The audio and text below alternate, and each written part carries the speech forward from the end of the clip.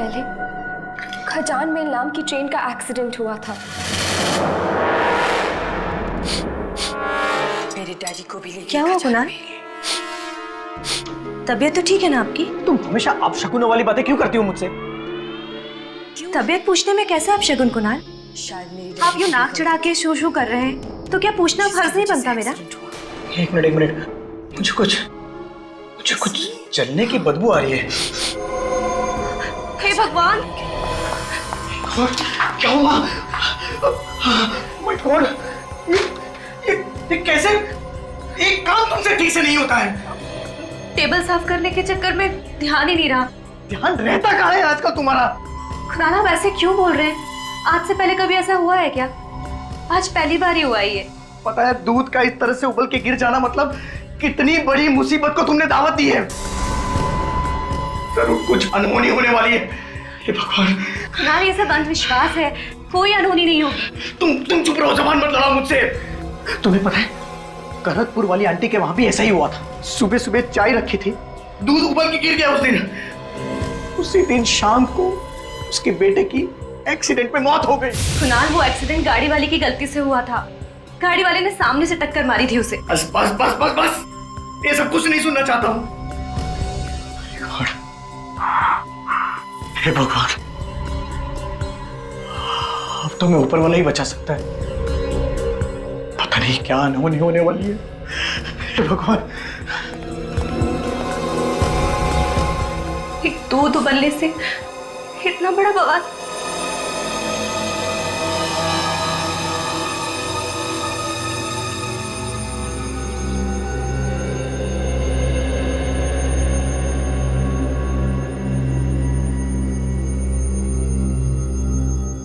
ठीक से संभाल के काम करना, कोई सामान न टूट जाए। आपको बस सामान की पड़ी है ना कुणाल? इस घर में मैं भी रहती हूँ, मेरी कोई चिंता नहीं। तुम हर बात को उल्टे तरीके से क्यों समझती हो? हाँ? तो कल रात को दूध उबल के गिर गया था, इसीलिए बोल रहा था कि आज थोड़ा संभाल के काम करना, नहीं तो फिर से कोई नुकसान हो जाएगा। कौन सा नुकसान हुआ है कुणाल? नुकसान की अगर इतनी परवाह है ना तो खुद काम कर लिया करो। बस जरा सा ठीक से काम करने को बोलो, खुद कर लो। तुम्हें तो कुछ बताना ही बेकार है, कुछ समझाना ही बेकार है।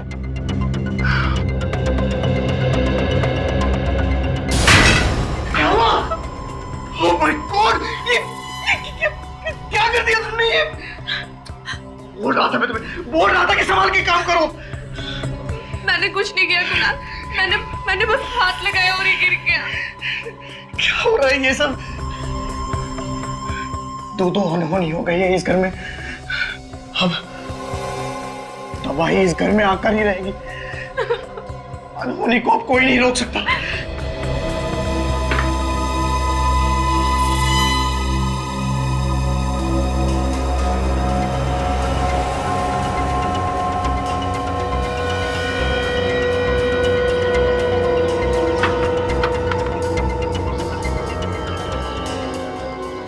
कितनी बार कहा है इनसे कि कपड़े सुखाने का स्टैंड लिया है, लेकिन कानों पे जू ही नहीं रेंगती। हमेशा अंधविश्वासों में फंसे रहेंगे। ये करने से ये हो जाएगा, वो करने से वो हो जाएगा।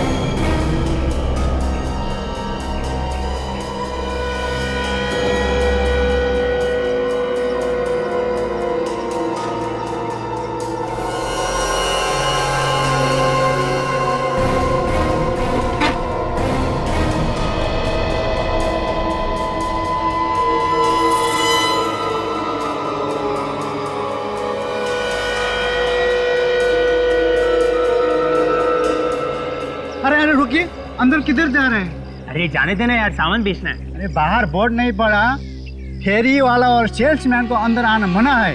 अरे यार और जाओ तो कहाँ जाओ? ऑफिस में घुसने नहीं देते, हाँ, स्कूल में बेचने नहीं देते, और यहाँ पे तुम लोग सिक्योरिटी वाले बिल्डिंग के अंदर जाने नहीं देते। बहुत देखा तुम जैसे शरीफ आदमी, बाहर कहीं जाकर बेचो अपना सामान।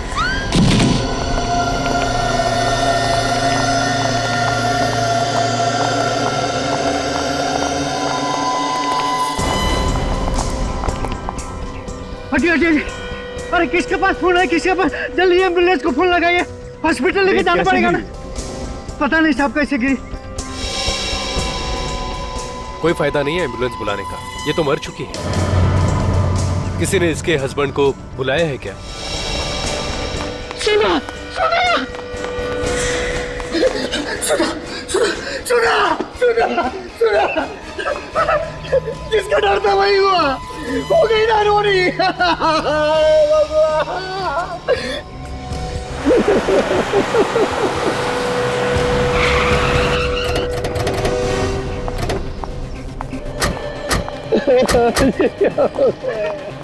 अरे मेरी बैग की लाश।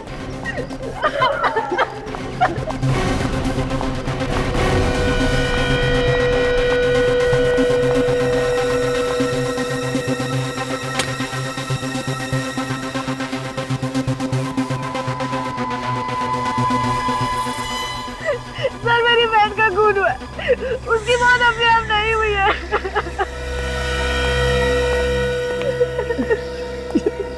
तुम क्या कह रही हो रिया? अचानक ऊपर से नीचे गिरी है वो, तो कैसे कह सकती हो कि ये एक्सीडेंट नहीं है? ये तो सीआईडी को ही पता लगाने दो कि वो गिरी है या कि मारी गई है। सर ये नादान है सर, बहन की मौत के गम में कुछ भी बोले जा रही है सर। हाँ समझ सकते हैं, बहन की मौत का धक्का लगा है। तुम्हें धक्का नहीं लगा? सर मैं तो लूट गया सर, इसके बगैर अब मैं कैसे जिंदा रहूंगा सर? वैसे सुधा ऊपर से गिरी कैसे? सर बालकनी में कपड़े सुखा रही थी। बालकनी में कपड़े सुखा रही थी?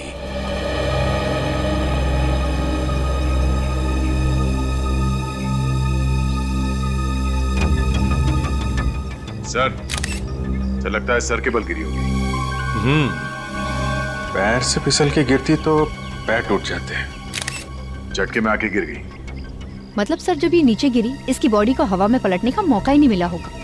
2-4 सेकंड में कैसे पलट जाएगी बॉडी? गिरते समय सिर नीचे ही था इसका। अभिजीत, मुझे तो लगता है सुधा को किसी ने धक्का दिया बालकनी से।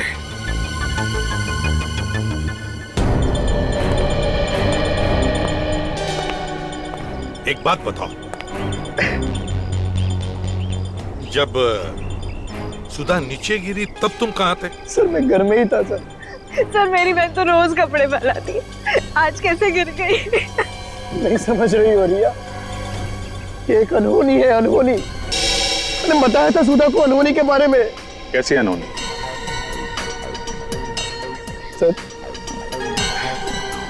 जिस घर में दूध उबल जाए, शीशा टूट जाए, वो घर अपशकुन होता। जिस घर में अपशकुन होते हैं उधर अनहोनी होती ही है सर। चुप रहो, बात खराब मत करो।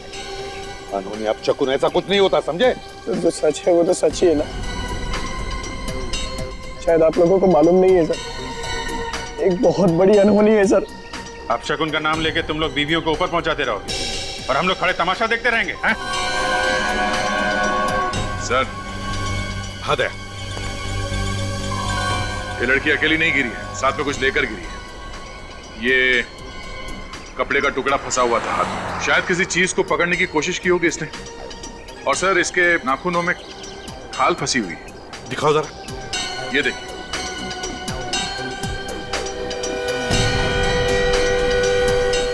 इसका मतलब है ऊपर वहां पर कोई तो था जरूर, कोई तो जरूर था वहां पे। तो फिर उसे खरोंच भी आई होगी।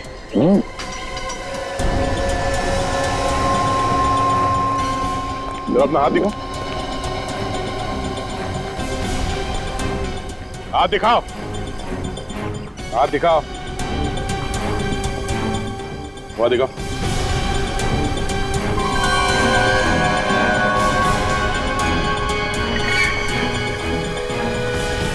क्या ये? कल शाम को चोट लगी थी सर। अच्छा,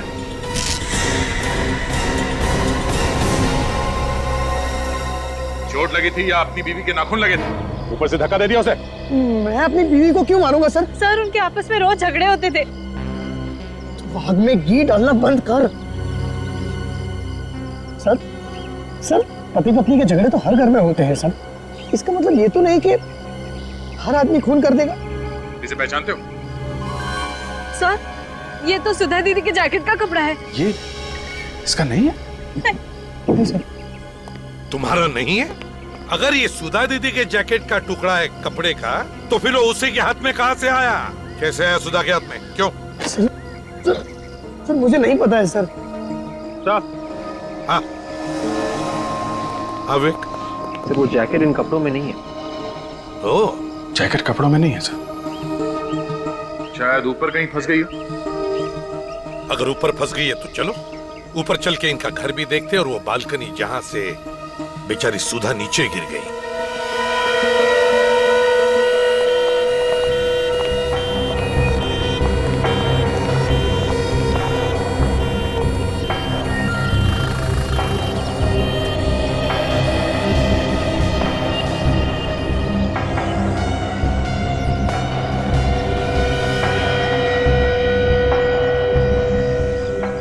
जैकेट तो यहाँ नहीं है सर। सिर्फ कुणाल ने छुपाया होगा। देखते हैं।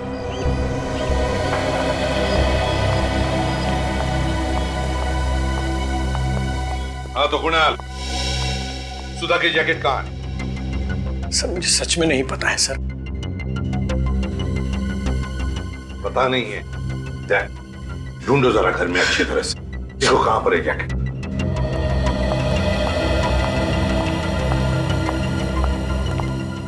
तुम्हें पता कैसे चला सुधा नीचे गिर गई है? सर वॉचमैन ने फोन करके बताया था सर।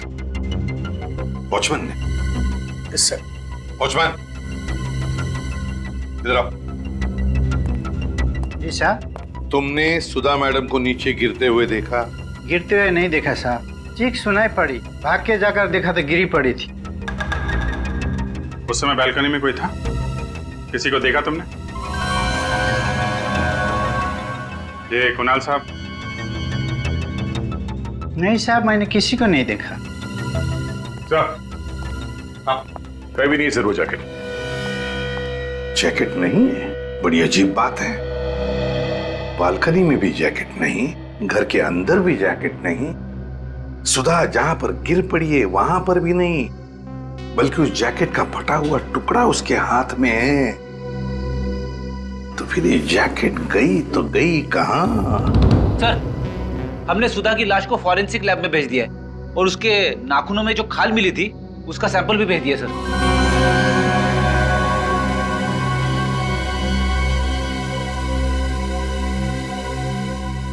कुणाल जी, फॉरेंसिक की रिपोर्ट आने के बाद तो तुम्हारी मुश्किलें और भी बढ़ेंगी।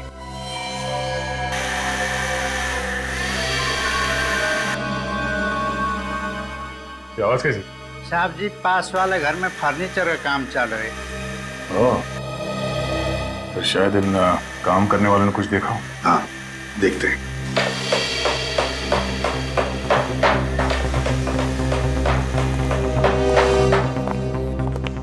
क्या हुआ साहब? आसपास तुम्हारे इतना कुछ हुआ है, तुम्हें पता है भी या नहीं? साहब शाम तक काम खत्म करके देना है, तो बाहर क्या हो रहा है बिल्कुल ध्यान नहीं। बाजू के घर में जो औरत रहती थी उसका किसी ने खून कर दिया है। कैसे हो गया खून साहब? बालकनी से धक्का दिया है किसी ने उसे। तुम लोगों ने देखा है किसी को धक्का मारते? नहीं साहब, हम लोग तो अंदर ही काम कर रहे थे, बाहर क्या हो रहा है पता ही नहीं। तुम में से किसी ने कुछ देखा? नहीं सर, हमने नहीं देखा। क्या तुम्हारे अलावा और भी कोई था तुम्हारे साथ काम करने वाला? सर आज तो हम ही लोग काम कर रहे हैं, वैसे एक लड़का और था, हमने उसे भगा दिया। भगा दिया? क्यों? फालतू था सर, किसी भी काम का नहीं था वो। हाँ, कौन वो? सर वो भोलू का भाई था सर। भोलू कौन है? साहब वो हमारे साथ ही काम करता है, आज उसकी तबीयत खराब थी तो उसने अपने भाई को भेज दिया। सर कोई भी काम ठीक से नहीं करता था वो, बोलते कुछ और थे और करता कुछ और था। मतलब? अरे साहब इस दीवार पे छेद करने को बोला था उसको और इस दीवार पे छेद कर दिया उसने। जी सर। हाँ।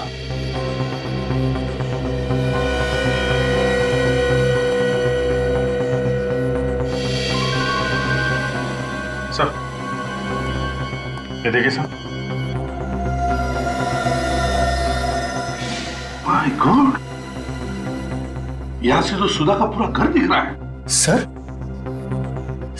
ठीक इसी दीवार के पीछे हमारे घर में मिरर लगा हुआ था सर, और वो मिरर गिर गया था और अपशकुन हो गया था सर। बिल्कुल उस तरफ मिरर लगा हुआ था, तो कहीं ऐसा तो नहीं कि किसी ने जानबूझकर ये अपशकुन किया है? हो सकता है सर, मौत को अनहोनी करने के लिए किया होगा। सर ऐसे क्यों देख रहे हो सर? सर मैं सच कह रहा हूं सर, मैं निर्दोष हूं सर, मैंने कुछ नहीं किया है सर, सच बोल रहा हूं सर। हो सकता है नहीं किया, किसी से करवाया हो। जो पता चल जाएगा। भोलू का एड्रेस देना हमें। होता है सर, इस भोलू के भाई का स्केच बनवा लो। यार भोलू, कुछ काम धाम बता ना, खाली बैठे बैठे तंग आ गया हूँ यार। तू क्या काम करेगा? तुझे तो कुछ आता ही नहीं है यार। यार भोलू, वो जो तू लकड़ी का काम करता है उसी में मुझे अपने साथ रख ले। नहीं भैया नहीं, वो काम तुझसे नहीं होगा। लकड़ी के काम में बहुत बारीकी से काम करना पड़ता है। अगर मैं अभी भी सीखना चाहूँ तो सीख सकता हूँ ना? देखो भाई, वैसे तो सीखने की कोई उम्र होती नहीं है।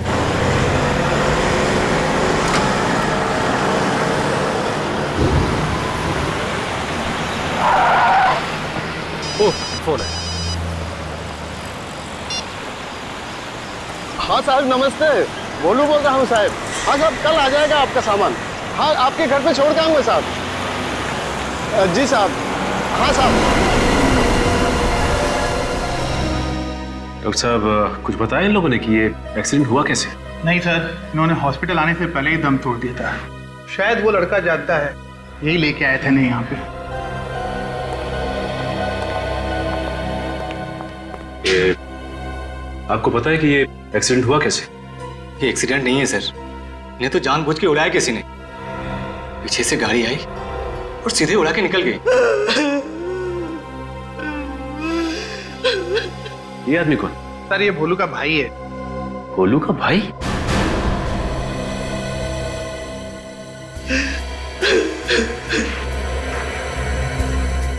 सर स्केच में तो कोई और ही है।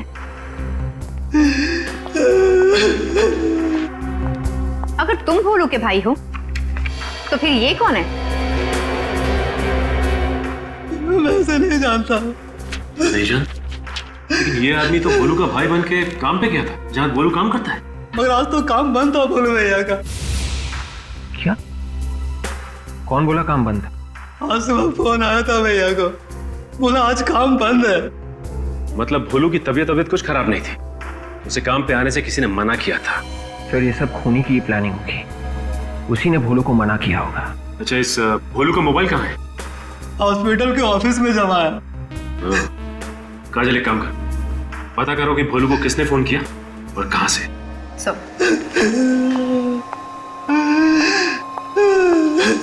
मिस्टर कुणाल, इसे पहचानते हैं आप? नहीं सर, कौन है सर ये? शायद इसी आदमी ने तुम्हारी वाइफ सुधा का खून किया है।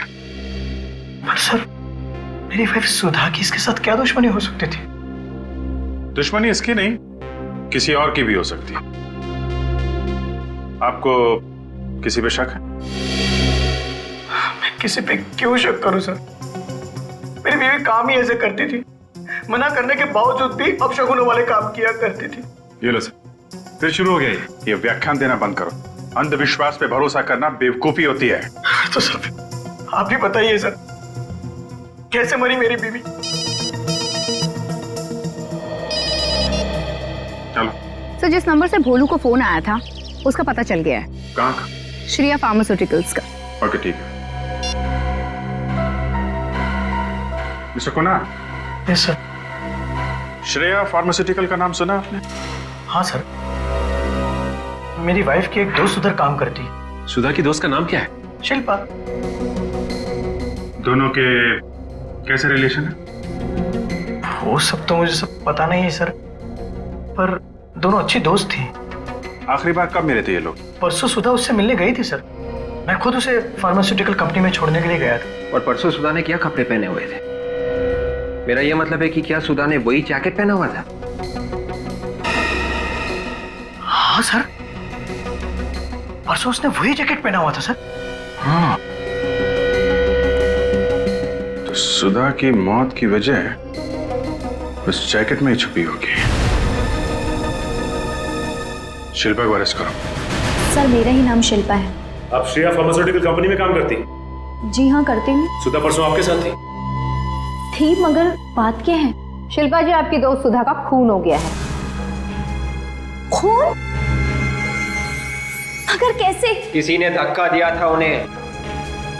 धक्का? किसने? वही जानने आए हम लोग। अब मुझसे क्या जानना चाहते हैं? मुझे क्या मालूम? आपको सब कुछ मालूम है, क्योंकि सुधा के खून में आपका भी हाथ है। मेरा हाथ? लेकिन मैं क्यों मारूंगी उसे? जैकेट के लिए। तुमने जैकेट के लिए सुधा को मारा है।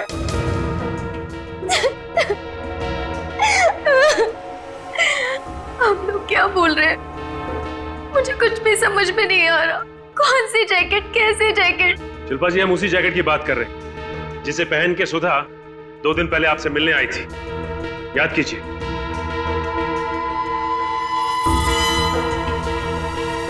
जैकेट पहनकर तो आई थी, लेकिन मुझे उस जैकेट की क्या जरूरत है? मेरे पास तो बहुत सारी जैकेट है मेरे कबर्ड में। काजल, जरा इनका कबर्ड चेक करना। सर। अच्छा, वैसे सुधा उस दिन आपसे मिलने क्यों आई थी? हम साथ में शॉपिंग गए थे। कंपनी के अंदर या कंपनी के बाहर कोई ऐसी चीज हुई जिसे देख के आपको कुछ अजीब सा लगा?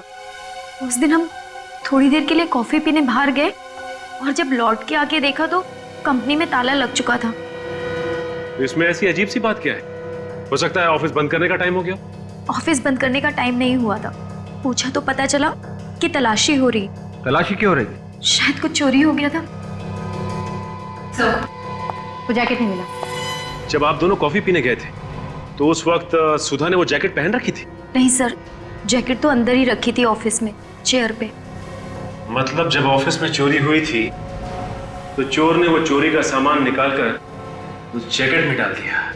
मगर सर, ऐसी क्या चीज हो सकती है उसमें जिसे हासिल करने के लिए सुधा का खून कर दिया किसी ने? काजल, कुछ ना कुछ तो है जो बहुत इंपॉर्टेंट था और वो अभी उस जैकेट में छुपा हुआ है।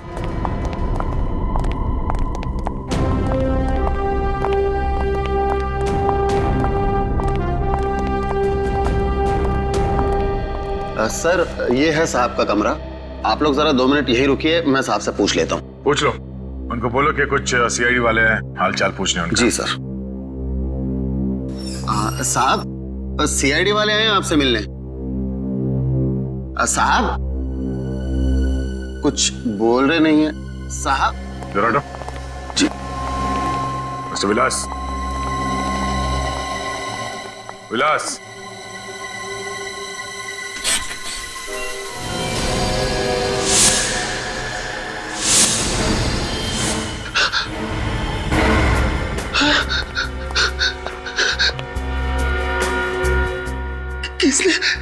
किसने मार डाला मेरे साहब को? तुम तो यहीं पे थे ना? हाँ? जी, मैं यहीं पे था। मैं बाहर बैठा हुआ था। मुझे पता नहीं साहब को किसने मार दिया। ऑफिस के बाकी के लोग कितने बजे गए यहाँ? सब लोग 6 बजे के आसपास चले गए थे साहब। और सबके जाने के बाद कोई आया था यहाँ पे इनसे मिलने के लिए? कोई नहीं आया साहब, कोई भी नहीं। किसी के चीखने चिल्लाने की आवाज सुनी तुमने? नहीं साहब, मैंने कोई आवाज नहीं सुनी। कोई आवाज नहीं सुनी। एक खून हुआ है यहाँ। कमरे की सारी चीजें अपनी जगह पे है, कोई उथल पुथल नहीं हुआ है। इस आदमी ने अपने आप को बचाने की कोशिश नहीं की होगी। और सब चाकू भी सामने से मारा है। उसका मतलब है विवेक, खूनी विलास के कोई जान पहचान का ही था, जिस पे विलास को कोई शक नहीं था। उसने चाकू निकाला और अचानक इसके छाती पे घोंप दिया। सर कहीं ये खून उस चोरी की वजह से तो नहीं हुआ है जो यहाँ हुई थी? 3 दिन पहले यहाँ पे किस चीज की चोरी हुई थी? सब वो तो किसी को भी नहीं मालूम, सिर्फ विलास सर और करण साहब ही जानते थे बस। करण साहब, ये करण कौन है? इस कंपनी के दूसरे मालिक है वो। हाँ साहब, उस दिन इन दोनों के बीच में झगड़ा भी हुआ था किसी बात को लेकर। झगड़ा हुआ था? जी। और ये करण आज कितने बजे निकला ऑफिस से? सबके साथ ही निकल गए थे भाई, करीब 6 बजे के आसपास। 6 बजे के आसपास? हाँ। ऐसी कौन सी चीज है जिसकी चोरी की बात इन दोनों ने किसी को नहीं बताई, और फिर दोनों के बीच में झगड़ा हुआ, और फिर आज ये विलास का खून? कहीं इस खून के पीछे करण का हाथ तो नहीं है?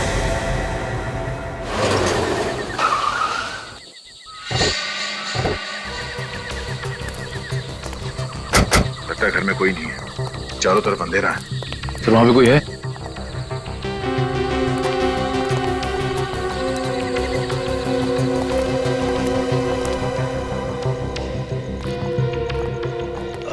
आप लोग करण सर से मिलने हैं? हाँ, तुम कौन हो? मैं हर्ष, उनका असिस्टेंट। तो तुम भी श्रेया फार्मास्यूटिकल में काम करते हो? जी। तो फिर यहाँ बाहर क्यों खड़े? मुझे करण सर का फोन आया था, उन्हें मुझसे मिलना है। इनफैक्ट मैं तो पुणे निकल गया था, बीच रास्ते से मुझे वापस आना पड़ा, लेकिन यहाँ पर आकर देखा तो सर मुझे भुला के पता नहीं कहाँ चले गए। घर बंद है। अच्छा, कब से खड़े हो यहाँ पे? अभी अभी आया हूँ। तो कहाँ गए होंगे, कुछ अंदाजा है? सॉरी। मोबाइल फोन तो होगा ना उनका? जी। प्लीज। वैसे कुछ फायदा नहीं फोन करके, मोबाइल बंद है उनका। मैं कई बार ट्राई करके देख चुका हूँ। ठीक है, थैंक यू। सर ये करण ऑफिस में नहीं है, घर पे नहीं है, फोन बंद करके कहाँ बैठा होगा?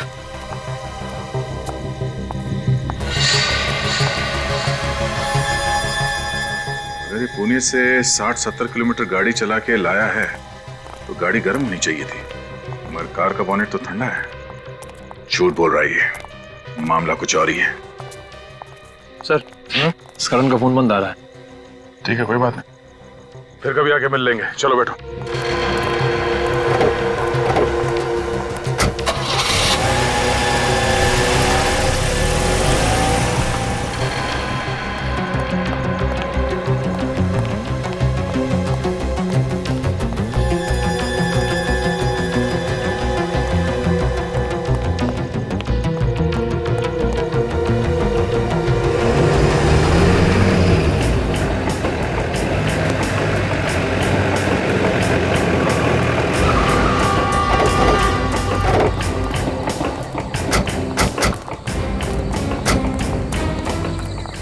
वो कहाँ जा रहा है सर?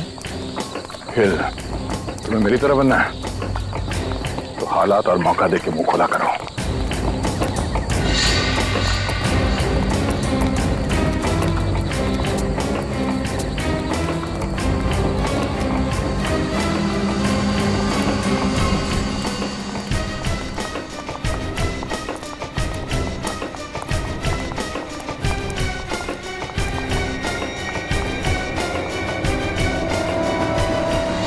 अबे अब तो बता दे,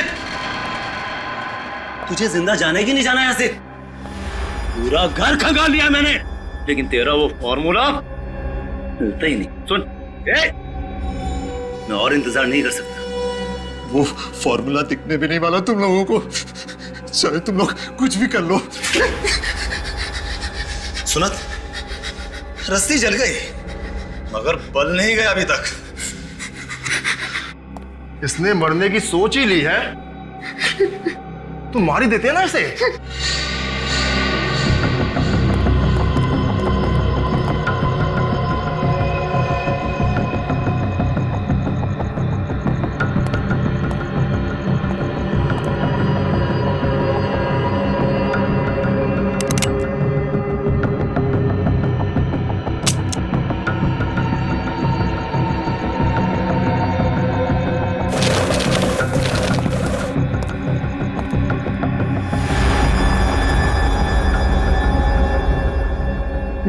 मैं मर जाऊंगा ना तो भी तुम्हें कुछ नहीं मिलेगा। जब मौत सामने दिखती है ना तो अच्छे अच्छों की पैंट गीली हो जाती है। तुझे लगा मैं झूठ बोल रहा हूं?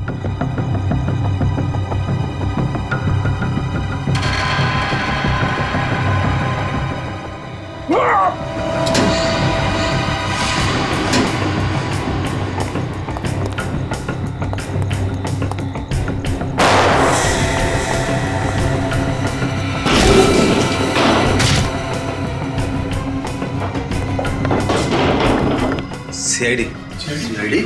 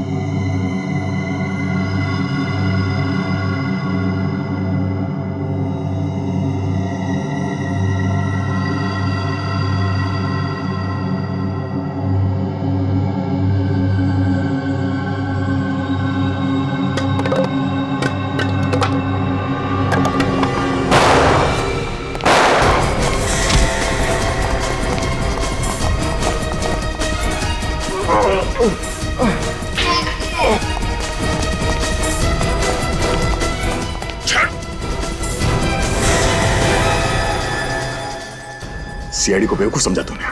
सर इन लोगों को छोड़ना मत। सर ये लोग लाखों लोगों की जान लेना चाहते हैं।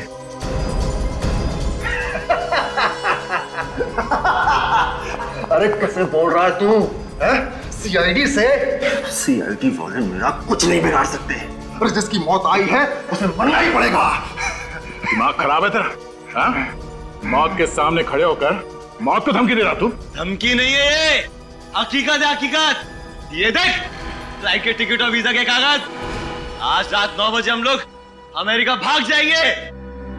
तो फ्लाइट के टिकट और वीजा ये अमेरिका का नहीं है, बड़ी हवेली का है। सोच लो, अगर हम लोग ठीक 9 बजे फ्लाइट नहीं बैठे और हमने फोन नहीं करा, तुम्हारा एक आदमी वो जहर उस पानी की पाइपलाइन में मिला देगा। अगर हम लोग ठीक 9 बजे फ्लाइट नहीं बैठे और हमने फोन नहीं करा, तुम्हारा एक आदमी वो जहर उस पानी की पाइपलाइन में मिला देगा। धमकी नहीं है ये, लाखों लोग मारे जाएंगे, कल न्यूज़पेपर में देख लेना। और तुम सीआईडी वाले ही फंसोगे। ये सच कह रहे सर, ये सच कह रहे। इन लोगों के पास वो जहर है जो थोड़ा सा पानी में मिलाने से लाखों लोगों की जान जा सकती है सर।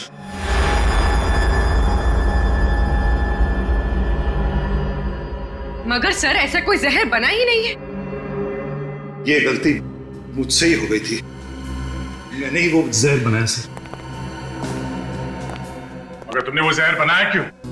सर बनाना तो नहीं चाहता था मगर बन गया। लेकिन उसके बाद मैंने वो जहर डिस्ट्रॉय करने की बहुत कोशिश की, लेकिन विलास ने मुझे रोक दिया। विलास ने क्यों रोका आपको? सर क्योंकि विलास चाहता था कि हम उस जहर पर और रिसर्च करें। वो चाहता था कि उसे और मात्रा में बनाकर हम मार्केट में उतारें, लेकिन मैंने ऐसा करने से मना कर दिया सर। तो फिर वो जहर इनके पास पहुंचा कैसे? सर ये लोगों ने वो जहर हमारे लैब से चुराया। ये राम कहानी बंद करो और हमें एयरपोर्ट छोड़ने का इंतजाम करो। 7:15 बज चुके हैं। अब लोगों को बचाने के लिए तुम्हारे पास सिर्फ 45 मिनट ही बाकी हैं। तू यहाँ क्या खड़ा है? जा फॉर्मूला लेकर आ।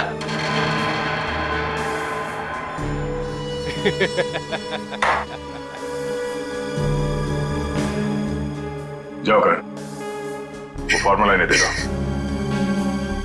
अगर फॉर्मूला इनके हाथ लग गया तो ये लोग उसका गलत इस्तेमाल करेंगे।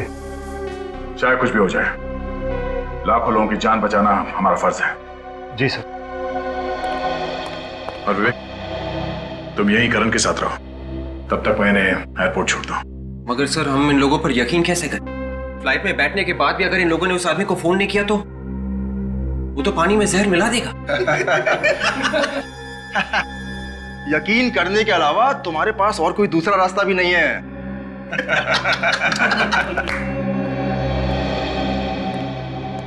सर वो फॉर्मूला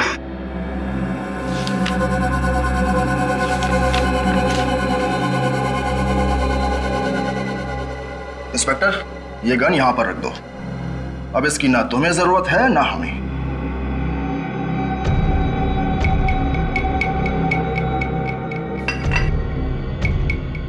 अपनी गन भी रख दो इंस्पेक्टर।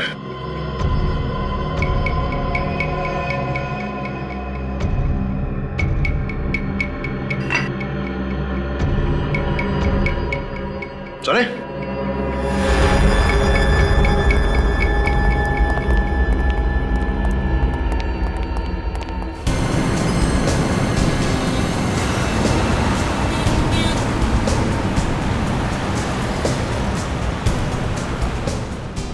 ये तू कहाँ ले जा रहा है? एयरपोर्ट जाने का शॉर्टकट है ये। अरे आधा घंटा तो हो गया है, टाइम पर पहुंचेंगे ना। अरे हर्ष, तू टेंशन क्यों लेता है यार? ये तो सीआईडी की जिम्मेदारी है। फ्लाइट के अंदर तक बैठा के आएगा ये हमें। लेकिन मुझे तो इन सीआईडी वालों के चेहरे पे बिल्कुल भी टेंशन नजर नहीं आ रहा। सीआईडी का बहादुर सिपाही है, ऐसे ही थोड़ी ना टेंशन आएगी इसे।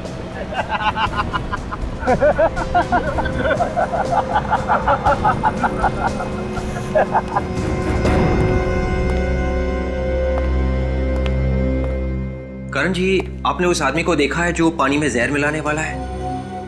नहीं सर। फिर आपने ऐसा क्यों कहा कि ऐसा एक आदमी है? क्योंकि उपेंद्र ने फोन पे एक आदमी को कहा था तैयार रहना। कितने बजे? यही कोई 6:45 बजे। कितनी देर बात की थी? लगभग 15 सेकंड।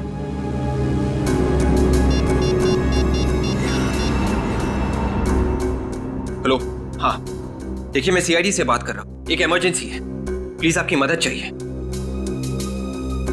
लाखों लोगों की जान खतरे में है।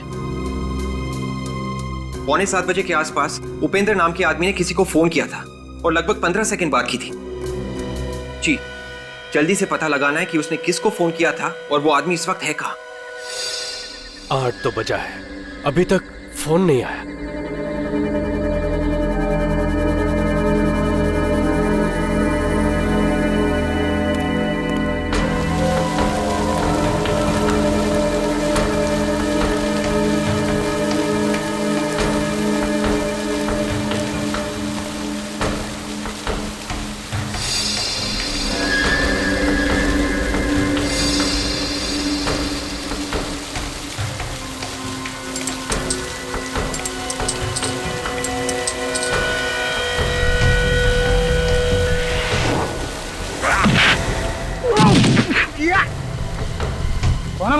फरिश्ते। अरे फरिश्ते तो लोगों को ऊपर लेकर जाते हैं, तू तो आज खुद मौत के मुंह में फंस गया।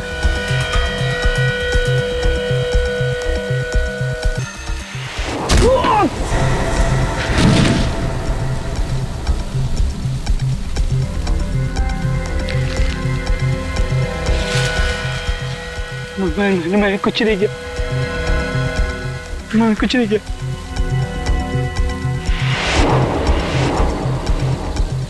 जहर मिलाएगा? हाँ? चल।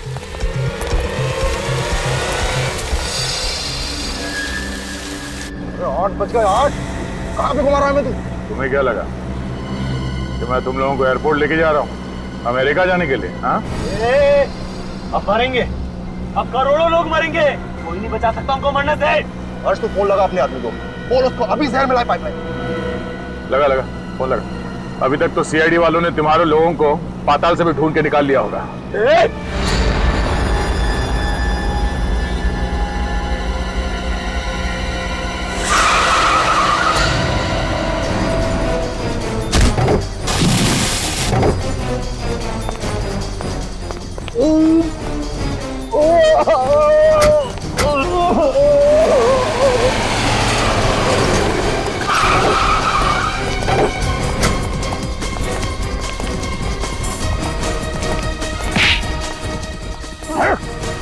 लाखों लोगों को मारेगा तू, लाखों लोगों की जान लेगा तू। हाँ, किसी की जान लेना इतना आसान है?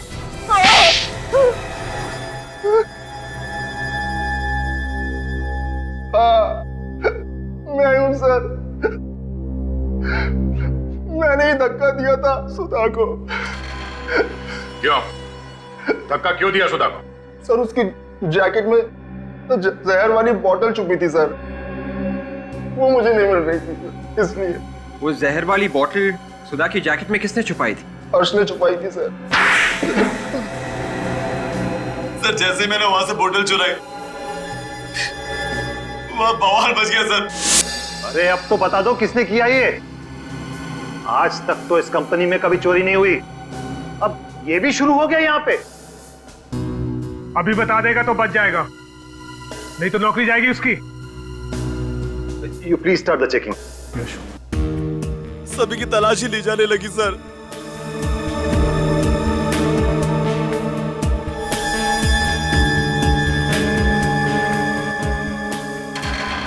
और मैंने वहां पर सुधा की जैकेट देखी।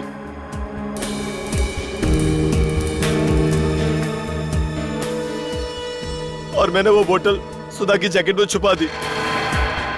और सब कुछ चेक होने के बाद मैंने वो बोतल निकालने की बहुत कोशिश की, पर मुझे मौका ही नहीं मिला और सुधा वहां से चली गई। फिर क्या किया तुम लोगों ने? मैंने सुधा के घर के चक्कर लगाने शुरू कर दिए। हमें किसी भी कीमत पे वो जहर की बोतल चाहिए थी। फिर मुझे पता चला कि सुधा का पति अंधविश्वासी है। और इसी बात का फायदा उठाया तुमने। भोलू को फोन करके बोला कि काम पे मत आओ, और उसका भाई बन के वहां पास वाले फ्लैट में गए काम करने। हाँ? और सुधा के घर में शीशा गिरा दिया। फिर तुम सुधा के घर जहाँ बालकनी में वो कपड़े फैला रही थी। हाँ, उसने वो जैकेट धो दी थी। वो जैकेट को टंगी हुई देखकर मैं बहुत परेशान हो गया। मैंने उस जैकेट को लोने की कोशिश की, तभी सुधा ने मुझे देख लिया। और उसी खींचातानी में तुमने सुधा को धक्का दे दिया। हाँ सर। और विलास को क्यों मारा? विलास को हमारे बारे में सब कुछ पता चल गया था। उसने धमकी दी कि वो सीआईडी को सब कुछ बता देगा, इसलिए उसे भी मारना पड़ा। गुनहगारों को भगवान तो क्या कोई भी माफ नहीं करता। दो बेगुनाह लोगों की जान ली है, कम से कम फांसी होगी। फांसी।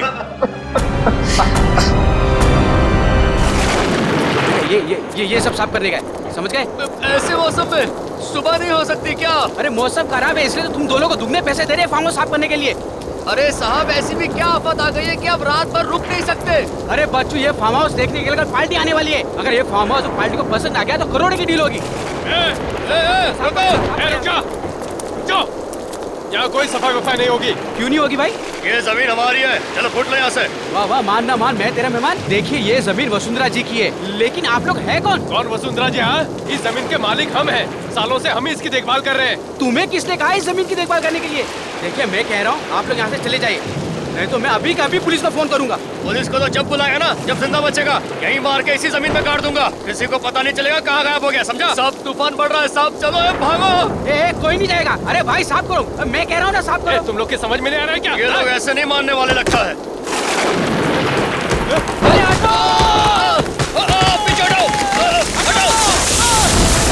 ये नारियल का झाड़ कितने सालों तक खड़ा रहता है, ये गिरा कैसे? अरे ये क्या है? ये कैसे हो गया? ये इंसान का कंकाल है। सब तूफान तो थम गया। ये तूफान तो थम गया, लेकिन इस तूफान का क्या होगा?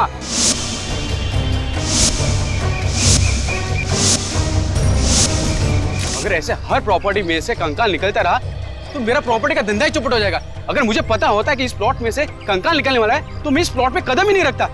तुम लोग सालों से दूसरों की प्रॉपर्टी लपेटने में लगे हुए हो, और ये प्लॉट भी बरसों से बंद पड़ा है। कहीं ये मुर्दा तुम लोगों ने तो निकाल रखा है जमीन पे? इतना बड़ा इल्जाम मत लगाइए। ओह, तो जमीन में मुर्दे गाड़ने की आदत पड़ गई इन लोगों। और किन किन लोगों को गाड़ रखा है यहाँ पे? हमने कोई मुर्दा नहीं गाड़ा है साहब, हम सच कह रहे हैं। साहब हमें जाने दीजिए साहब, इस खून से हमारा कोई लेना देना नहीं है। दूसरों की जमीन हड़पना भी एक गुनाह है। चुपचाप खड़े रहो यहाँ पे। हाँ सचिन, कुछ पता चला? ये किसी आदमी का कंकाल है। आदमी का है? हाँ सर, कंकाल की घड़ी 9:30 बजे पे अटकी हुई है। 9:30 बजे? इसका मतलब इस आदमी की मौत सुबह 9:30 बजे या रात को 9:30 बजे हुई है। हो सकता है इस आदमी का खून फार्म हाउस के अंदर हुआ और उसके बाद यहाँ पे लाके इसे गाड़ दिया गया। हो सकता है। सियोक, ये फार्म हाउस कब से बंद पड़ा है? यही कोई 20 से 25 साल। आजकल जमीन के भाव आसमान को छू रहे, तो उन्होंने सोचा कि अभी ये जमीन बेच दे। इसके लिए उन्होंने तुमको कांटेक्ट किया। तुम कोई पार्टी वगैरह लाओ और ये जमीन बिकवा दो। जी सर, ये मेरा कार्ड है। अगर आपको कोई जमीन खरीदनी या बेचनी हो तो सर मुझे याद कीजिएगा। पहले इस मुर्दे का हिसाब किताब कर ले। जी सर। ये देखिए सर, चेन का टुकड़ा और ये पेंडेंट मिला इसके पास से।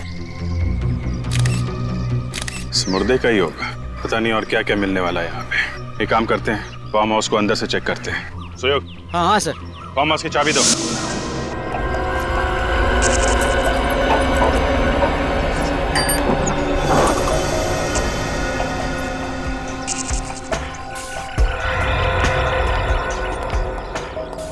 सर अगर ये खून बहुत साल पहले हो चुका है तो क्या अभी भी यहाँ कोई सुराग बचा हुआ होगा? अगर खून वाकई फार्म हाउस के अंदर हुआ है तो जरूर कुछ ना कुछ मिलेगा। कोई भी मर्डर परफेक्ट नहीं होता। अगर डिटेक्टिव की नजरें तेज हो तो सालों के बाद भी कोई ना कोई ऐसा सबूत मिल जाता है जिससे खून ही पकड़ा जाए।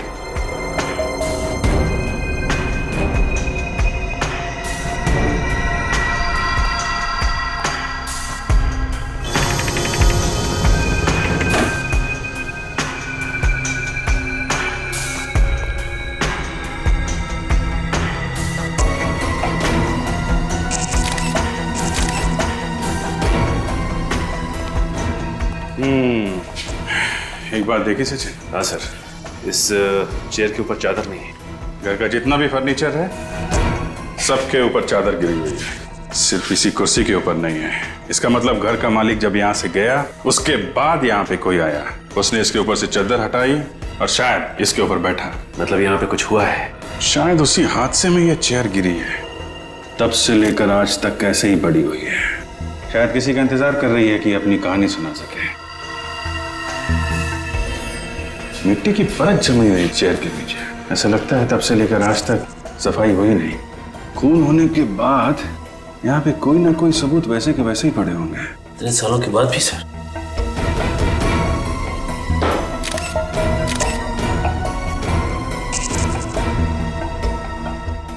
टूटी हुई चेन का टुकड़ा, कहीं उसी चेन का टुकड़ा तो नहीं जो चेन और पेंडेंट हमें कंकाल के हाथ में मिला था? उसी का बचा हुआ हिस्सा तो नहीं? ये क्या है?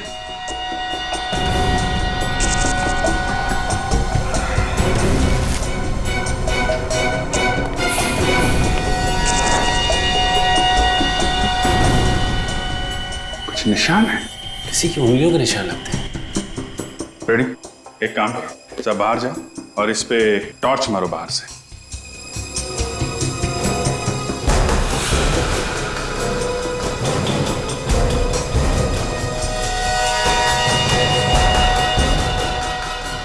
उंगलियों के निशान है, मगर ये उंगलियों के निशान यहाँ पे आए कैसे? क्या हुआ क्या यहाँ पे? सवालों का जवाब ये निशान ही देंगे। इनको अगर यहाँ उठाया तो शायद खराब हो सकते हैं। एक काम करो, ये पूरी की पूरी खिड़की उखाड़ लो और फॉरेंसिक लैब भेज दो। इस फार्म हाउस के मालिक को बुलाओ।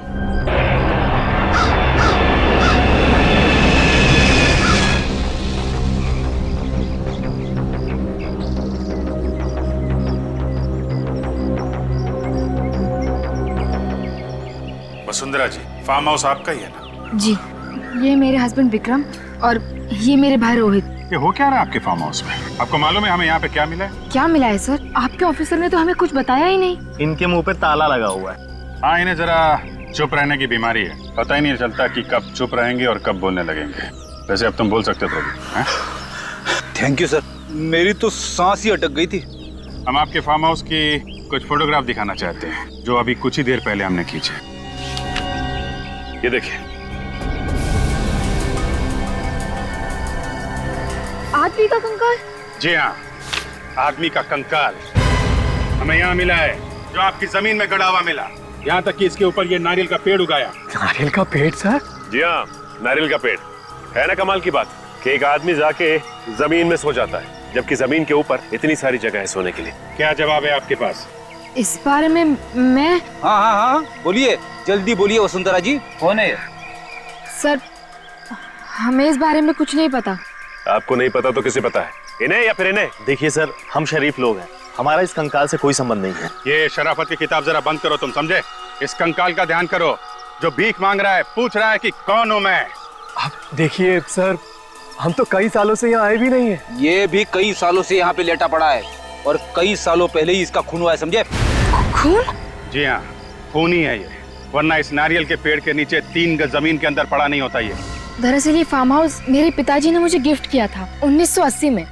उसके बाद हम कभी कभार यहाँ पिकनिक मनाने आया करते थे, लेकिन 1986 के बाद हम में से यहाँ कोई नहीं आया। मतलब 25 सालों से ये फार्म हाउस सुनसान पड़ा था। कोई वॉचमैन या केयरटेकर नहीं है क्या? जगत नाम का केयरटेकर था तो सही, लेकिन उसने भी अचानक नौकरी छोड़ दी और अब वो कहाँ है कुछ अता पता नहीं है। एक केयर टेकर अगर काम छोड़कर चला गया तो दूसरा नहीं ढूंढ सकते थे? इस जगत का कोई एड्रेस, कोई फोन नंबर है आपके पास? मेरे पास एक नंबर तो है, बहुत पुराना नंबर है, वो पता नहीं काम कर भी रहा है कि नहीं। इसकी चिंता आप मत कीजिए, हम पता लगा लेंगे।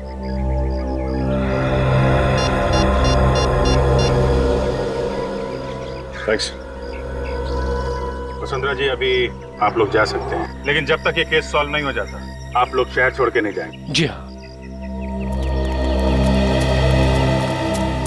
सर, डॉक्टर सालोंके ने ये चेन और पेंडेंट अच्छी तरह से साफ किए हैं। Very good.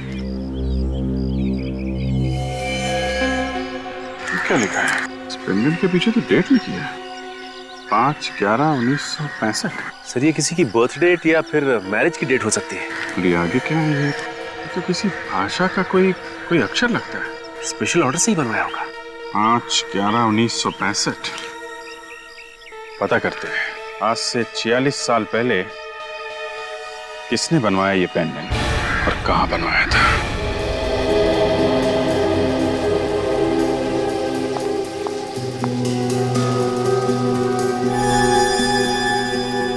इसकी हड्डियां पूरी तरह से बढ़ चुकी थी, मतलब ये पूरा ग्रोन अप था। 40 साल के आसपास का था ये। सालों के मुर्दे की इस हालत को देखे तो बता सकता है ना कि खून कैसे हुआ इसका? हाँ, चाकू की वजह से। ये देखो, यहाँ बॉस इसकी छाती पर चाकू लगा और ये चाकू बिल्कुल पीठ तक चला गया है। लंबा चाकू था, बहुत खून बहा हुआ इस बेचारे का। सर, अब आप आज तो बता ही सकते हैं कि इसकी मौत कब हुई? आपने ये नई मशीन मंगवा रखी है? हाँ दया, इसकी हड्डियों की कार्बन डेटिंग करनी पड़ेगी। बहुत ही खास किस्म का स्पेक्ट्रोमीटर है। और सालों के मुर्दे के डीएनए का भी पता चल सकता है? हाँ बॉस, मुर्दे के डीएनए के भी पता चल सकता है और मुर्दा मरा कब ये भी पता चल सकता है। अभिजीत, तू ट्रे देना। या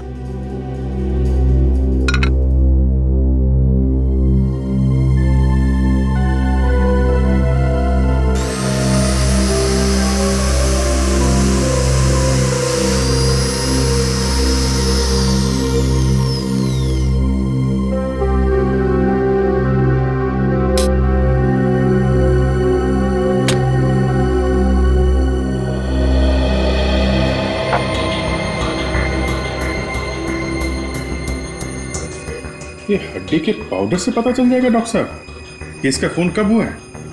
देखते जाओ तो।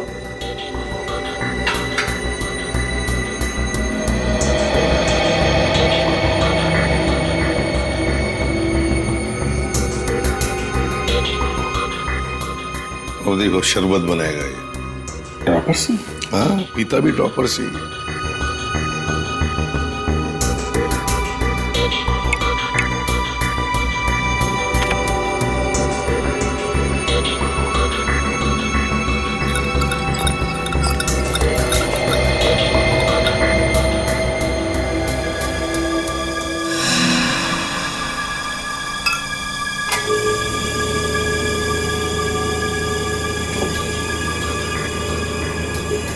अब ये मशीन कैलकुलेट करके बता देगी कि इस आदमी के शरीर में कितना कार्बन है और उससे ये पता चल जाएगा कि इसकी मौत को कितना वक्त हो गया।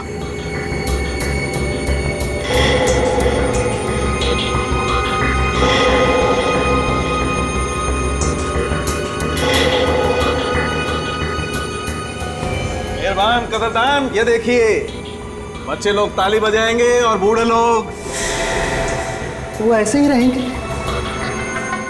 25 साल बॉस, इस आदमी को मरे हुए 25 साल हो गए। 25 साल मतलब 1986-87 की बात है।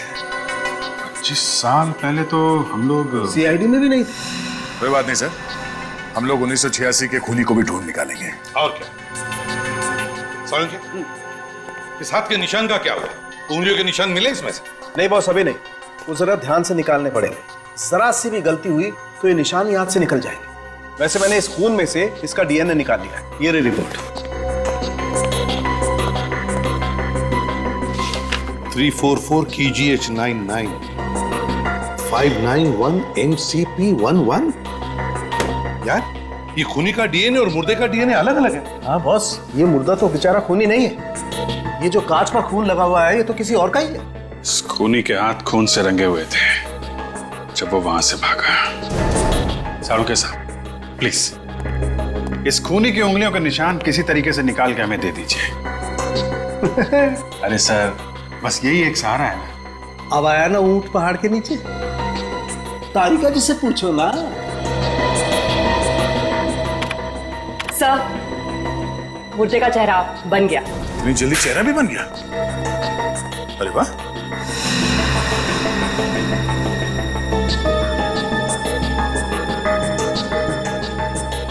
अभिजीत, उन तीनों को ही चेहरा दिखाओ, देखो पहचानते हैं क्या।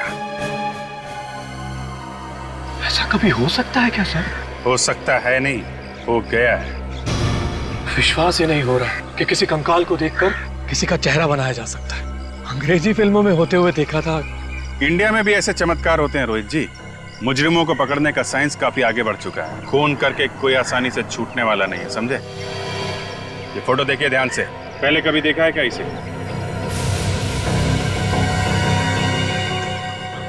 ऐसे देखा हुआ लगता तो नहीं सर। विक्रम जी, अगर 25 साल पहले देखा भी होगा तो कहाँ याद आने वाला है? आप? मैंने भी पहले कभी नहीं देखा इसे। न जाने ये मेरे फार्म हाउस में घुसकर कर क्या रहा था। इसे मार के आपके फार्म हाउस में गाड़ा गया था। कोई ना कोई तो संबंध जरूर होगा आप लोगों का। नहीं नहीं सर, हम इसे नहीं जानते। शायद कोई बाहर का आदमी लगता है। क्या है ना, फार्म हाउस सुनसान पड़ा था, मौके का फायदा उठाकर अंदर घुस आया होगा। ऐसा लगता है क्या आपको? एक बार पता चल जाए कि आदमी है कौन, फिर मिलते हैं आप लोगों से। आप लोगों ने बहुत देर कर दी आने में। मेरे पति जगत की मौत तो 25 साल पहले हो चुकी है। 25 साल हो गए मौत को? कब मौत हुई इनकी? 12 फरवरी 1987 को। कैसे? एक्सीडेंट हुआ था। सड़क पर चलते चलते किसी ट्रक ने टक्कर मार दी थी। एक ट्रक ने टक्कर मार दी? जी हाँ। पर आप सब लोग 25 साल बाद उन्हें क्यों ढूंढ रहे हैं? क्या कोई पैसे देने थे क्या? पैसे की कोई बात नहीं है, दरअसल हमें कुछ पूछना है। पूछताछ किस बारे में? क्वींस रोड पे जो फार्म हाउस है 69 नंबर का, आपके पति जगत वहीं पे केयर टेकर थे ना? हाँ, पर आप ये सब क्यों पूछ रहे हैं? एक्चुअली उस फार्म हाउस में हमें एक कंकाल मिला है। कंकाल? जी हाँ, एक आदमी का कंकाल। पर उसका जगत से क्या लेना देना? देखिए माई जी, हमें ऐसा लगता है कि जगत का उस कंकाल से कुछ लेना देना था। जगत तो अब इस दुनिया में नहीं है। सच बोलने में कुछ बुराई नहीं है। आप कुछ कहना चाहती है? शराफत की जिंदगी जीने से पहले जगत कई बार जेल जा चुका था। जेल किस लिए? चोरी चकारी, मारपीट वगैरह। पर मैंने उसे अपनी कसम दिलाकर कहा था कि ये सब छोड़ दे, इसीलिए तो उसने फार्म हाउस की नौकरी कर ली। एक्सीडेंट से पहले जगत को कोई टेंशन वगैरह थी? जी नहीं, पर अक्सर वो घर देर से आने लगा था और फिर उसने फार्म हाउस की नौकरी भी छोड़ दी थी। नौकरी छोड़ दी थी अचानक? आपने पूछा नहीं था क्या? कह रहा था कि वक्त आने पर बता देगा, पर वक्त आने से पहले ही उसकी मौत हो गई।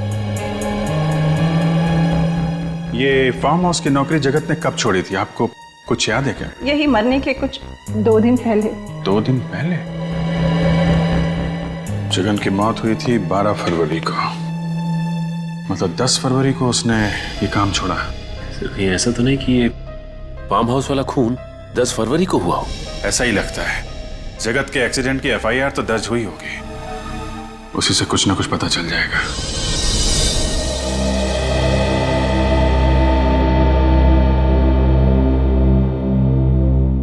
मुझे बहुत गुस्सा आ रहा है सर। गुस्सा क्यों आ रहा तुम्हें? ये जगत ही था जो हमें खूनी तक पहुंचा सकता था, मगर ये खुद ऊपर वाले के पास पहुंच गया है। अब हमें खूनी तक कौन लेके जाएगा सर? बड़ा टेंशन है सर। ये बात तो है फ्रेडी। दया जगत की मौत 12 फरवरी 1987 को हुई, खून होने के 2 दिन बाद में। इससे एक बात तो साफ है सर कि वो कंकाल जगत का नहीं था। दया अगर मान लिया कि वो कंकाल जगत का नहीं है, फिर भी उस कांच के ऊपर जो उंगलियों के निशान मिले हैं, मुझे तो लगता है वो जगत के ही होंगे। मगर सर, जगत की लाश का अंतिम संस्कार तो 24 साल पहले हुआ था, तो फिर ये कहीं जगत की पत्नी ने हमें बताया था ना सर कि जगत एक मुजरिम था, तो पुलिस रिकॉर्ड्स में उसके उंगलियों के निशान होंगे। और हमें पुलिस रिकॉर्ड्स चेक करने चाहिए, और इस ड्राइवर को भी ढूंढना होगा दया, जिसने अपने ट्रक से जगत को उड़ा दिया। दया, ये जगत का एक्सीडेंट नहीं है, जगत का खून किया गया है। हाँ सर, खूनी को डर लगा होगा कि ये जगत कहीं उसकी पोल न खोल दे, इसीलिए मरवा दिया उसे। सर ये भी हो सकता है कि जगत को किसी ने खून करते हुए देख लिया हो, तो जिस आदमी को जगत ने मारा उसकी मौत का बदला लेने के लिए उसने जगत को भी मरवा दिया। सर मिल गया। क्या मिल गया? सर, इस पेंडेंट का डिजाइन मैंने इंडिया की सभी पुरानी ज्वेलरी शॉप से भेजा था। फिर? सर ये pendant Justina jewellery shop Chennai में बना है। Oh, Justina jewellery shop Chennai. Ready, बाहर जाओ। सर वो ये रही सर 1987 की फरवरी की फाइल। जगत कुमार के रोड एक्सीडेंट की रिपोर्ट इसी में है। वो तो अच्छा हुआ कि आपने ये फाइल जल्दी मांग ली। अगर ये फाइल आप 6 महीने बाद मांगते तो इसका कोई भी पन्ना पढ़ने लायक नहीं रह जाता। इतने सारे फाइल्स में जो रिकॉर्ड्स है उन्हें कंप्यूटर में डलवा दीजिए ना, समय के साथ आगे बढ़ने में ही समझदारी है। ये देखो दया, जगत के एक्सीडेंट की रिपोर्ट। जगत का एक्सीडेंट पेरल रोड पे हुआ, कोई केतन नाम के ट्रक ड्राइवर ने कुचल दिया इसे। एक मिनट सर, पेरल रोड पे ट्रक का एक्सीडेंट? हाँ सर, पेरल रोड पे ट्रक वगैरह और हैवी व्हीकल्स के आने जाने की मनाही है सर, तो ये ट्रक का एक्सीडेंट कैसे हुआ वहाँ? सर शायद 1987 में वहाँ पे ट्रक्स चलते रहे होंगे। नहीं निखिल, पेरल रोड छोटी सी रेसिडेंशियल रोड है, वहाँ पे शुरू से ट्रक और बस वगैरह आते जाते नहीं है। तो इसका मतलब है दया, हमारा शक सही है, ये जगत का एक्सीडेंट नहीं हुआ है, जगत का खून किया गया।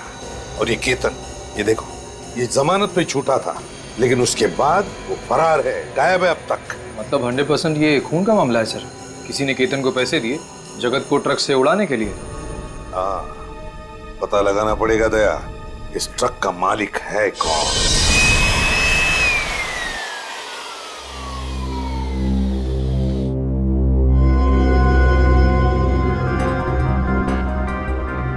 जैसे जैसे धूल का एक एक कण खून के ऊपर से हटता जा रहा है, वैसे वैसे खूनी का चेहरा सामने आता जा रहा है। चेहरा? कांच के ऊपर उसकी फोटो चिपकी हुई थी, मुझे कैसे नहीं दिखी? पीछे पीछे। ये थोड़ा लंबा प्रोसेस है, समझे? और वैसे अगर 5-10 ग्राम अकल ज्यादा होती ना तो समझ में आ सकता था। मेरी अकल का खूनी के फिंगरप्रिंट से क्या लेना देना? एक फ्रेडी, 1 मिनट। जैसे जैसे फिंगरप्रिंट साफ दिखने लगेंगे, फांसी का फंदा खूनी तक पहुंचने लगेगा। 25 साल से जो खून इस कांच पर चिपका हुआ है वो इस धूल की वजह से ही है। आंधी, तूफान, बरसात सब में बचा रहा है। अब ये धूल निकालते वक्त में ही इसी बात से डर रहा हूं कि कहीं धूल के साथ साथ ये निशान भी ना निकल जाए।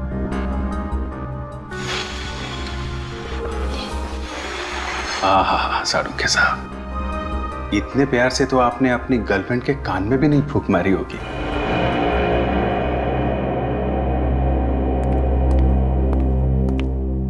तारिका, बाकी का काम तुम देख लो। भैंस के आगे बीन बजाने का कोई फायदा नहीं है। भैंस? भैंस? भैंस? तुम्हें तो नहीं बोला? हाँ? डॉक्टर साहब, आपने मुझसे कहा? देखो, तुम लोग सीआईडी ऑफिसर हो, सिर्फ सीआईडी ऑफिसर, भगवान नहीं हो तुम लोग। और अगर ये निशान किसके नहीं पता चलेगा तो खूनी मिलेगा तुम्हें? नहीं मिलेगा सारू के साहब, नहीं मिलेगा। हमने कब कहा? हम तो इतनी इंपॉर्टेंट बात में गर्लफ्रेंड कहां से आ गई? आप जाने दीजिए ना डॉक्टर साहब, नादान है बेचारा अभिजीत। नादान? तारिका, तुम समझाओ ना इसे। अब मैं क्यों? ये निशान, ये तो बहुत साफ साफ दिखने लगे हैं। हाँ, बहुत साफ दिख रहे हैं। सारुण के साथ फोटो ले लें। मैं यही करने वाला था, तुम्हें कैसे पता चला? डॉक्टर साहब, वो तारिका ने बहुत कुछ सिखा दिया इसे। ये लोग हर रोज गला साफ हो गया सब लोगों का। तो फिर कुछ काम की बात कर लें। बात क्या करनी सर, काम कर लेते हैं। मैं आपकी मदद करता हूँ। ये फोटो लेनी है, ये कैमरा जो है ये मैं लगा देता हूँ सर। ये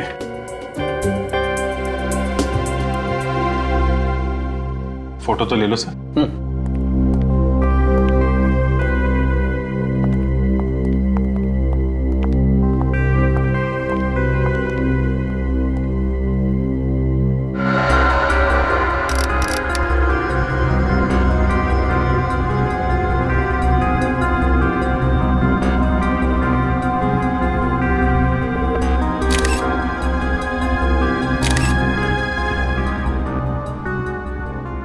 बस सर, फिंगरप्रिंट्स एकदम क्लीन है। मतलब काम हो गया? देखते हैं।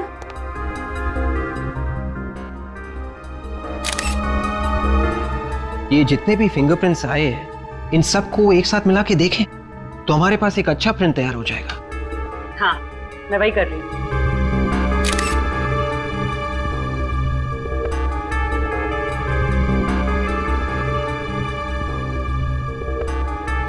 हो गया सर, फर्स्ट क्लास।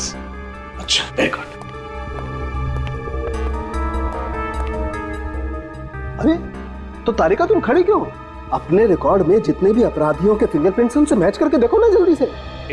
एक मिनट सारुण साहब, एक मिनट। काम आराम से करना चाहिए।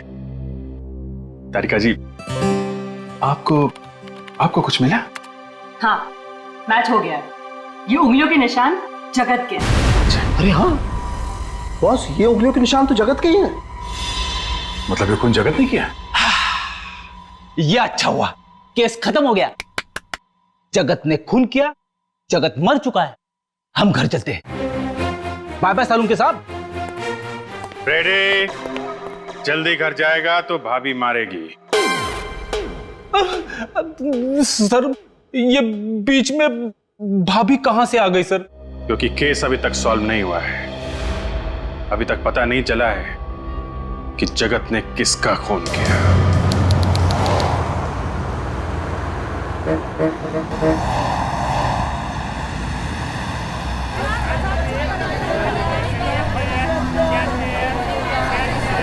This is the best gift for your wife, sir. Mister Swami. Yes, sir. I'm Senior Inspector Abhijeet, CID Mumbai. Welcome to Chennai, sir. आपसे ही फोन पे बात हुई थी? जी सर। वो जरा कैटलॉग दे। ये वही डिजाइन है ना सर, जिसका आपने ईमेल किया था मुझे? ये देखिए, ये पेंडेंट आपकी ही दुकान का बना है ना? नादन की कोपी। ये नादन यार है? ये तो पन्नी नंबर है नादन दा। सर, ये पेंडेंट पहली बार किसी नादन नाम के कारीगर ने बनाया था, जो अभी भी इनके दुकान में काम करता है। 25 साल के बाद भी यहाँ पे काम करता है। सर, खूब टिंगला सर। CID मुंबई। वनागा सर। नमस्कार। इनसे पूछना सर। ಇದು ಯಾವ ಆರ್ಡರ್ பண்ணாங்க? आमा सर, ये जो डिजाइन है ये एक्चुअली एक अल्फाबेट है सर। अल्फाबेट है? जैसे ही अंग्रेजी में ABCD है ना, वैसे एक तमिल में एक अक्षर है। तो ये कौन सा अक्षर है? सी का सर। ABCD वाला सी है ना, वो सी तमिल का सी है सर। अरे जरा इनको पूछो, याद आया क्या किसके लिए बनाया था? இதுக்கு யார் கா பண்ணிருக்காங்க ஞாபகம் இருக்கா சார்? இந்த பெண்டன்ட் ஒரு மேடம் தன்னோட ஹஸ்பண்டுக்காக பண்ணாங்க. அவரோட बर्थडे கூட 5th नवंबर 1965 பாருங்க. नादन कह रही एक औरत अपने पति के लिए ये पेंडेंट बनवाने आई थी। उनका पति का जन्मदिन 5 नवंबर 1965, जो ये पीछे लिखे गए सर। हाँ, वो तो हमें मालूम है। जरा इनसे पूछिए वो लोग कहाँ रहते थे? அவங்க எங்க இருக்காங்க உங்களுக்கு தெரியுமா? எங்க வசிக்கிறாங்க? ஞாபகம் இல்ல सर, उनको मालूम नहीं सर। आपको मालूम है कहाँ रहते थे? नहीं सर। ठीक है, कम से कम 2 बातें तो पता चल गई। एक तो इस आदमी का नाम सी अक्षर से शुरू होता है, और अगर 1965 में पैदा हुआ था तो 87 में 22 साल का होगा, और इस वक्त करीब 46 साल का होगा। हमें ये पता करना पड़ेगा कि 1965 5 नवंबर को कितने लोग पैदा हुए थे यहाँ पे जिनका नाम सी अक्षर से शुरू होता है। हेलो पापा, कहाँ हैं आप? जी आप जल्दी से ऑफिस आ जाइए। पापा यहाँ बहुत प्रॉब्लम हो गई है। सीआईडी वाले आए हैं और किसी केतन नाम के ड्राइवर के बारे में पूछ रहे हैं। और कितनी देर लगेगी? जी वो पास में ही है। अच्छा, क्या कहा उन्होंने जब उन्होंने केतन का नाम सुना? सर, उस आदमी को मैं कैसे भूल सकता हूँ? मेरी ही थाली में खाया और उसी में छेद भी किया, और कोई छोटा मोटा छेद नहीं, इतना बड़ा गड्ढा कर दिया कि आज तक मैं अदालत के चक्कर काट रहा हूँ। अदालत के चक्कर? जी हाँ। सन 1987 में केतन की ट्रक चलाने की लापरवाही की वजह से जगत नाम का एक आदमी मारा गया। केतन पे तरस खाकर मैंने उसकी जेल से जमानत करवाई, फिर उसने मुझे ही चूना लगाया और भाग गया, और आज तक वापस नहीं आया। हमें शक है कि जगत की मौत एक एक्सीडेंट नहीं था, केतन ने जानबूझकर ट्रक के नीचे कुचल दिया। पर वो ऐसा क्यों करेगा? अब इस क्यों का जवाब तो एक ऐसे कंकाल से जुड़ा हुआ है जिसका खून 10 फरवरी 1987 को हुआ था, यानी कि केतन के एक्सीडेंट करने के ठीक 2 रात पहले उसी एक्सीडेंट में ये जगत भी मारा गया था। और ये जगत एक फार्म हाउस का केयरटेकर है, और उसी फार्म हाउस में हमें एक कंकाल मिला है। हे भगवान, केतन ने मुझे कौन सी नई मुसीबत में फंसा दिया। केतन के भाग जाने के बाद कभी कोई खबर सुनी उसकी? नहीं सर, बिल्कुल नहीं।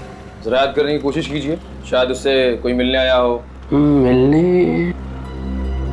हाँ याद है, उसके भाग जाने के कुछ दिनों बाद एक आदमी उसे मिलने आया था। कौन था वो? नाम वगैरह तो पता नहीं, बट वो दिखने में अमीर था। कोई और खास बात? नहीं, वो बैसाखी के सहारे चल रहा था। बैसाखी के सहारे चल रहा था? उसके पैर में या घुटने में चोट आई थी। वो कह रहा था उसका एक्सीडेंट हुआ है, पर उसके शरीर पे कहीं पे भी कोई खरोच नहीं था।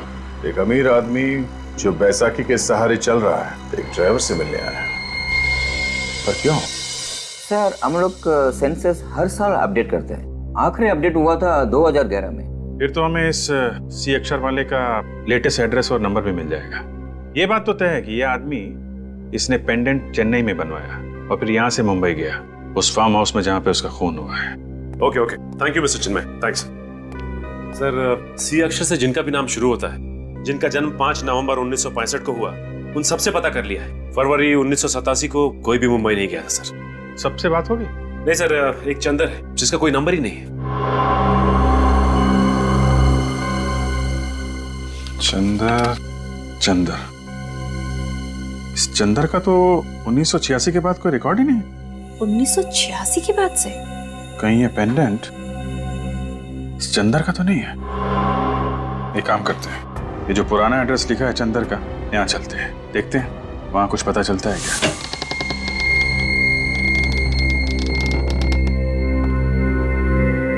लगता है पूरा घर सालों से बंद पड़ा है, चारों तरफ जाले लगे हुए हैं। विश्वनाथ जी। हाँ सर। ये जो पड़ोसी खड़ा है ना? हाँ सर। उसको जरा लेके आइए। एक मिनट।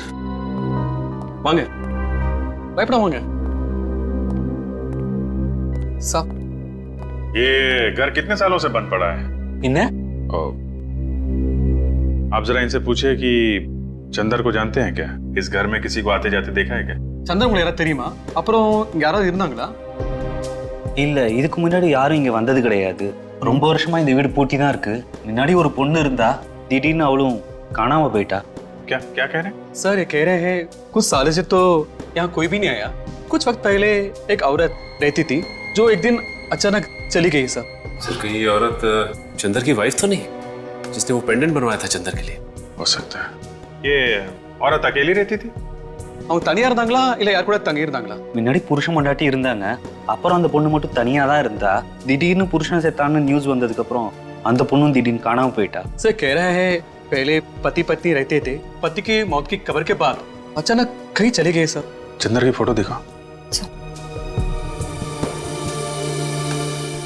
இவரை தெரியுங்களா? இதை பார்த்துருக்கீங்களா? நான் இதுக்கு முன்னாடி எங்கேயும் பார்த்தது கிடையாது। सर, इनको मालूम नहीं सर। एक काम करते हैं, घर को अच्छी तरीके से चेक करते हैं।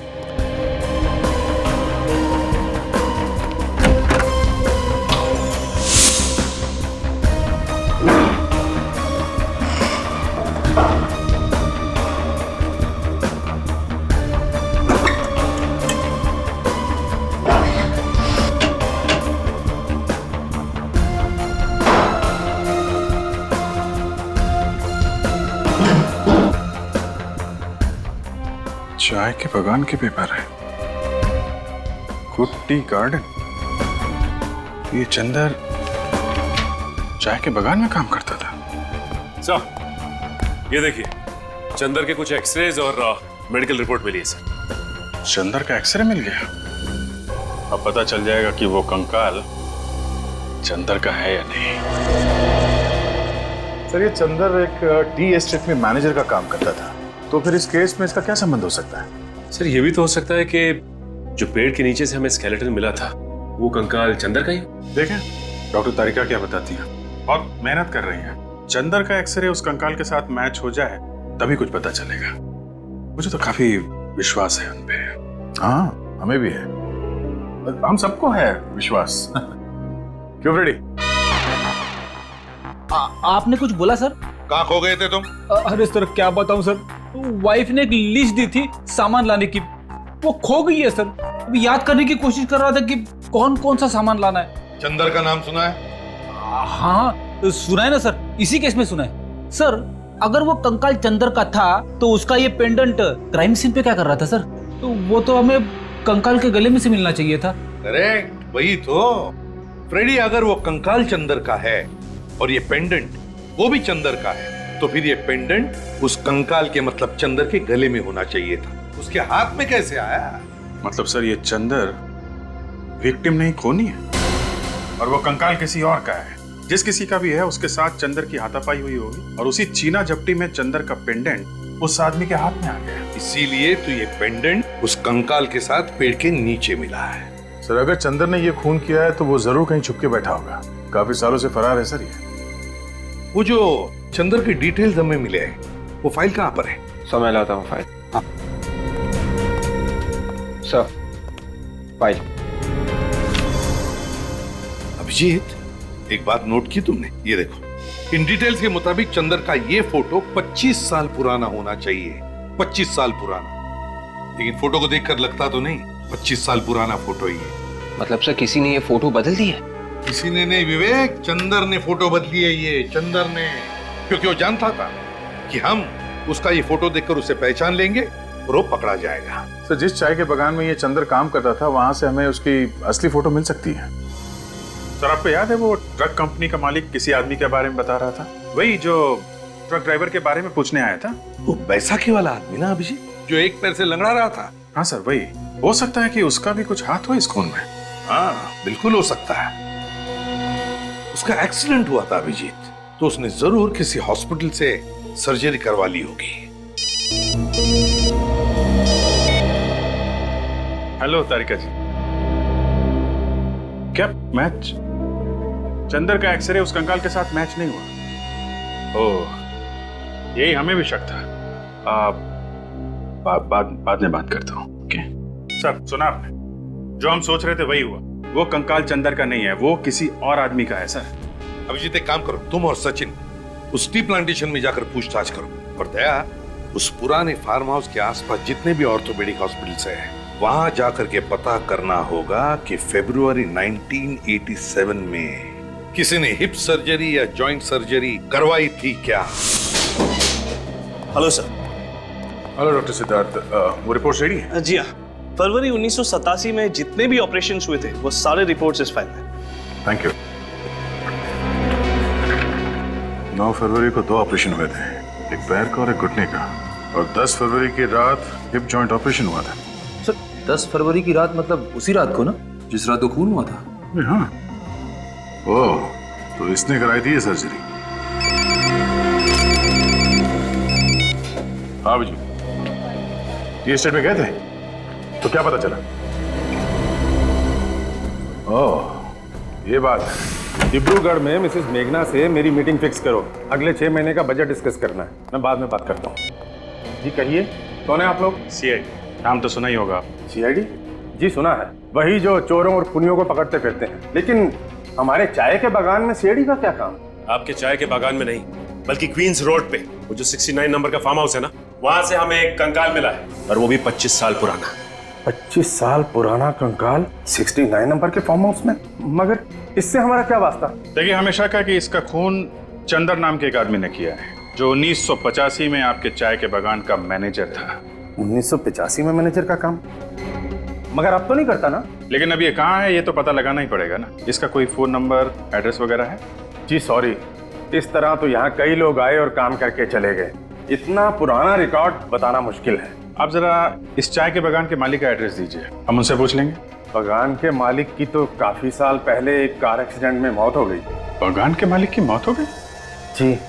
तो फिर ये चाय का बागान कौन चला रहा है? इस बागान को अब एक ट्रस्ट चलाता है। अच्छा, मौत कब हुई थी बागान के मालिक की? जी फरवरी 1987 में।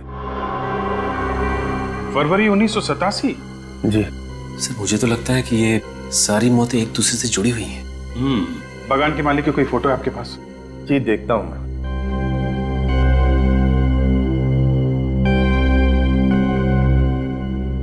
जी ये रही। अरे ये है बागान का मालिक। क्या बात है सर, अचानक आप लोगों ने हमें यहाँ इस तरह क्यों बुला लिया? हमें एक खूनी की कहानी सुनानी थी, और कहानी सुनने के लिए कोई तो चाहिए ना। खूनी की कहानी? खूनी मिल गया क्या? जी हाँ। कौन है खूनी? वो भी पता चल जाएगा, इतनी जल्दी भी क्या है। उससे पहले आप दोनों को हमारे साथ एक गेम खेलना पड़ेगा। गेम? कैसा गेम? विक, इन लोगों को गेम के रूल समझा दो जरा। Yes sir. देखिए गेम बहुत ही सिंपल है, एक्सरे एक्सरे। सबसे पहले आप डॉक्टर साहब इन दोनों के ही एक्सरे निकालेंगे। हम दोनों के एक्सरे? जी हाँ। क्यों भाई? हम लोग एक्सरे देखकर खूनी का नाम बता देंगे, फिर खूनी दया सर की दवाई पिएगा। हमें दवाई भी पीनी पड़ेगी? जी हाँ, आप लोगों को मेरी दवाई पीनी पड़ेगी। वैसे मैं बता दूं आपको कि मेरी दवाई बहुत मीठी होती है। ये क्या मजाक है? ये मजाक नहीं है मिस्टर विक्रम। डॉक्टर साहब इन दोनों के हिप बोन का एक्सरे चाहिए हमें। अभी पता चल जाएगा कि आप दोनों के हिप बोन की सर्जरी हुई है कि नहीं। हाँ ले लीजिए डॉक्टर साहब एक्सरे, जब हमने कुछ किया ही नहीं है तो हम डरे क्यों? नहीं रोहित, ये सीआईडी से है तो क्या हो गया? आप सीआईडी से हैं तो इसका मतलब ये तो नहीं होता कि आप हमारे ऊपर जबरदस्ती कुछ थोपेंगे। मैं नहीं देता कोई एक्सरे फैक्सरे। ठीक है, मत दीजिए एक्सरे, क्योंकि हमें मालूम है कि खून आप ही ने किया है। खून मैंने? जी हाँ, ये रही डीएम हॉस्पिटल की रिपोर्ट। इसी हॉस्पिटल की रिपोर्ट। फरवरी 1987 को आपने इसी हॉस्पिटल में अपने हिप की सर्जरी करवाई थी। और वसुंधरा जी, इस फॉर्म पे आपके सिग्नेचर है, देखिए। विक्रम ने अगर सर्जरी कराई है तो इसका मतलब ये तो नहीं कि खून विक्रम ने किया है। हमने कब कहा कि खून इस विक्रम ने किया है? हम तो ये कह रहे हैं कि खून विक्रम ने किया है। और ये फोटोग्राफ देखिए।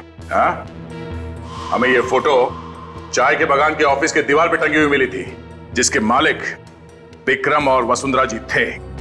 पर सर ये आदमी कौन है? ये वही आदमी है जिसके कंकाल की फोटो हमने तुम लोगों को दिखाई थी। ये आदमी है कौन? ये असली विक्रम। पर विक्रम तो मैडम आपके सामने खड़ा है। विक्रम नहीं, चंदर है, चंदर, समझे? चंदर? हाँ चंदर।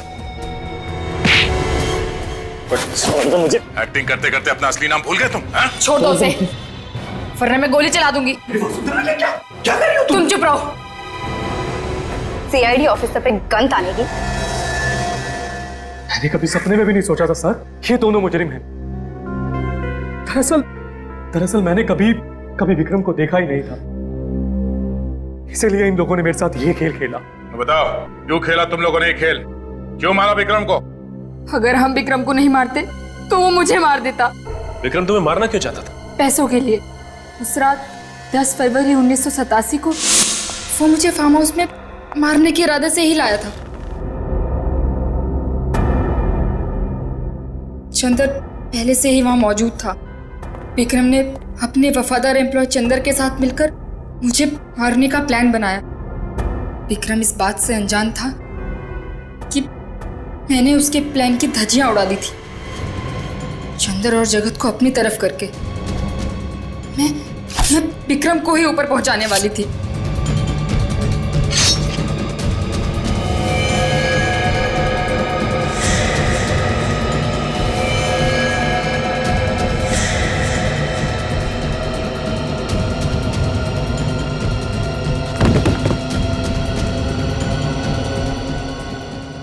विक्रम की लाश को जगत ने फार्म हाउस में ही गाड़ दिया और मैं चंदर को डीईएम हॉस्पिटल ले गई।